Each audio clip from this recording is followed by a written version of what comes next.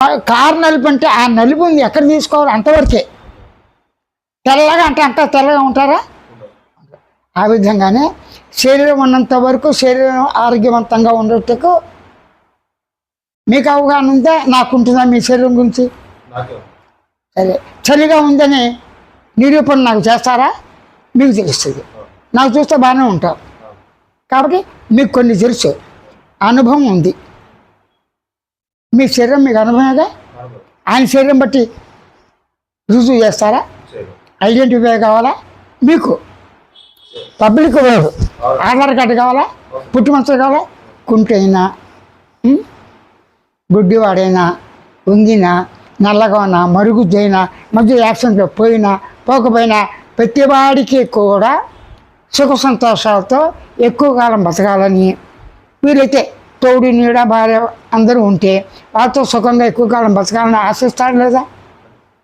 అని ఆర్థికంగా కష్టం ఉండి తన పనులు తాను చేసుకుంటూ ఉండాలని అందరూ కోరుకుంటారు లేదా? అలా జరుగుతుందా? అసంభవం. మరణం ఆపగలరా? ఈ వయసులో చనిపోతానని గ్యారంటీ ఇస్తారా? గర్భస్థ శిశువు కావచ్చు, బయటకు వచ్చినా చాలు చెప్పలేం. కానీ మరణం ఏ టైంలో ఎప్పుడు వస్తుందో మీకు తెలుసా? నాకు తెలిసిన అది లేకపోయినా మరణం మాత్రం గ్యారంటీ తప్ప బతకుండా వస్తుంది. వాన రాకడా, ప్రాణం పోకడా బుద్ధి కర్మానుసారే.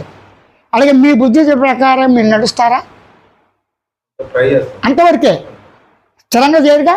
ఉదాహరణ ఒక ముక్కు కుట్టారు మీరు, నాకు ₹1,00,00,000 లాటరీ వస్తే 50 లక్షలు ఇస్తారంటారు.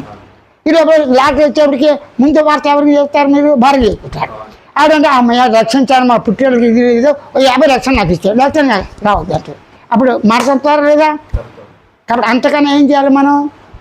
మనం ఎప్పుడైనా వస్తుంది, రేపు అనేది గ్యారంటీ లేదు. కానీ రేపు మీద ఆశ ఉండాలి.